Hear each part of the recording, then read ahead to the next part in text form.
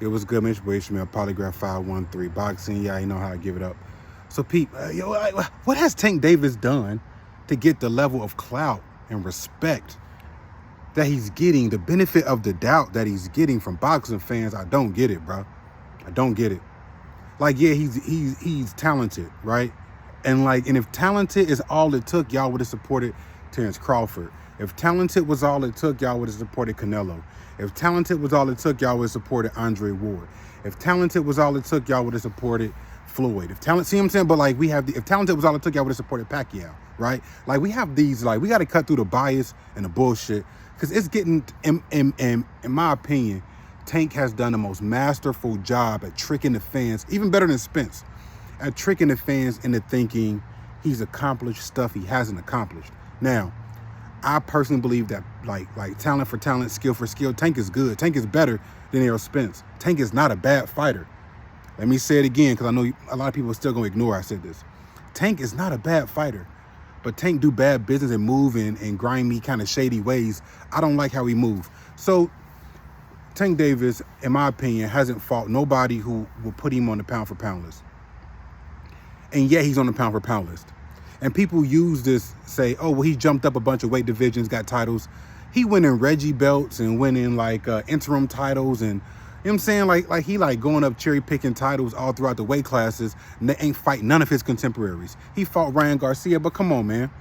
Ryan Garcia was literally the easiest fight of all the people he could have fought who had a decent name.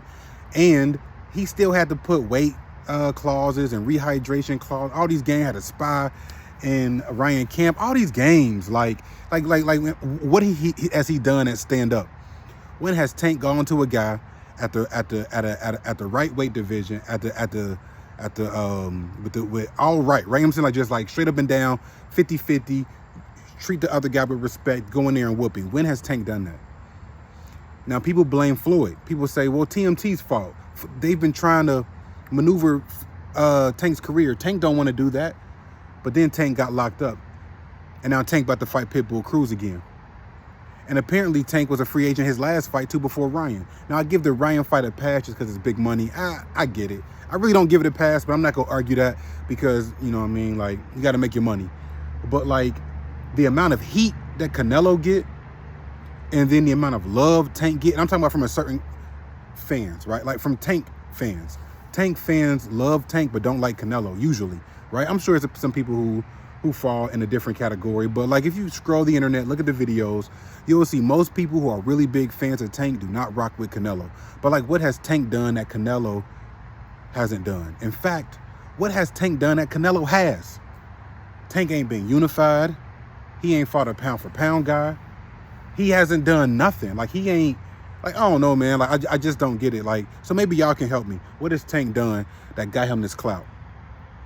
You know what I'm saying? Like, Canelo is undisputed at 168, was lineal at a couple different divisions, unified at a couple different divisions, has beaten pound for pound guys for a decade or longer. You're talking about Cotto, Martinez, what's my man, Triple G, Kirkland, Amir Khan, you know what I'm saying? Like names going on Floyd, the names going on the people he's fought. You know what I'm saying? But, you know, he get a light touch every now and then. He throw a John Ryder in between his Bivol and GGG and Charlos and all this, right? Like he throw, and people are in an uproar. But Tank's whole career been John Ryder. Like he play games. He not disciplined with his weight. He not disciplined in his lifestyle. He live a degenerate lifestyle. You know what I'm saying? Like, I just don't get it. Like, ain't Errol Spence teach y'all? Like, you got to judge a fighter by more than just, is he cool and does he knock people out? Like, you got to judge him by more than that. Like, and we can get into the X's and O's, but I know y'all don't care. Like, we can talk about Tank footwork, right? Or how Tank don't got a jab. Tank essentially sets traps and waits for guys to make a mistake and capitalize. But then when you going up in higher weight classes like that, you can't rely on one punch to win. Tank has fallen into the Deontay Wilder. Even Canelo the past couple of fights has fallen into this too. But Tank has fallen into this Deontay Wilder space where they just waiting to catch you. And it's like, now you got to win rounds. Like, Do Tank be winning rounds? Like, I felt like a couple of those rounds versus Ryan was way closer than people want to give credit. Way closer. Like, how you hitting Tank? Like, he ain't stopped Ryan. I mean, he stopped him, but like, he ain't ice him. He ain't put him down. Like, he ain't hitting. Like, so like, he gonna hit Hector Garcia like this. You telling me that Ryan is tougher than Hector Garcia? I just can't buy it, because why hasn't Ryan been a champion? Why hasn't Ryan challenged for no chance? He ain't never held a title. It's 4 or 5 titles in every division. He ain't been an IBO champion. But people want to tell me about Canelo and how bad Canelo is. But Canelo got Hall of Famer, Hall of Famer, Hall of Famer, Hall of Famer, Hall of Famer, unified title. You know what I'm saying? All these accolades. Tank ain't did shit. You got hope and wish insurance for Tank. You hoping and wishing that Tank is going to be that. And like, I get it. Like, Tank is a talented fighter, but like, we got to get to the point where y'all got to stop talking crazy about Canelo if you're not going to talk crazy about Tank too. Tank, man, Tank fooling y'all. Tank taking these soft fights, wearing dresses and pink furs and being weird, and y'all don't mind it. But let Drake do it. Let Keith Thurman have a ponytail. Let you know what I'm saying? Like, all this stuff that come out and all the issues, and y'all don't care. Y'all don't care, man. Like, when we gonna start dealing with each other in good faith?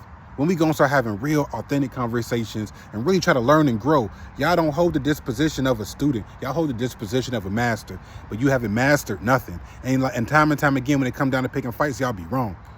I'm having a good year on picking fights. And I don't never talk about this. I don't never talk about this. Like, cause like, sometimes you pick them right, you pick them wrong.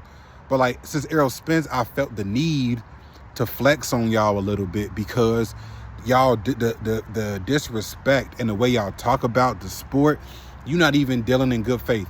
Like, so like, a lot of y'all, like, I picked Fulton. I had Fulton beating Inoue, but if you want to be honest, I was just kind of hating.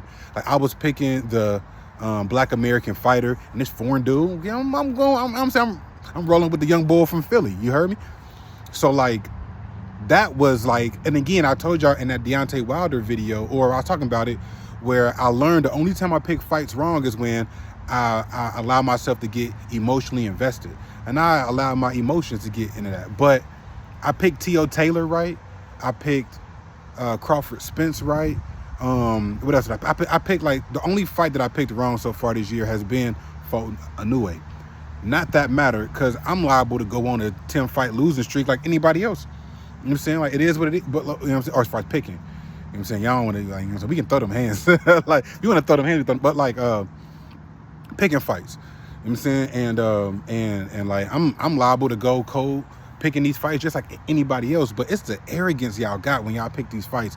Like, y'all was talking about how T.O. was going, how Josh Taylor was going to walk through T.O. Now you wrong as hell. But you don't talk about that, right? A lot of y'all picked Crawford to beat Spence, and y'all taking victory laps. Like, y'all didn't pick Fulton to beat Inoue. Like, y'all didn't pick Taylor to beat T.O. Like, y'all didn't pick all these other fights wrong. And it's just crazy. And Tank has proven y'all right. Tank undefeated.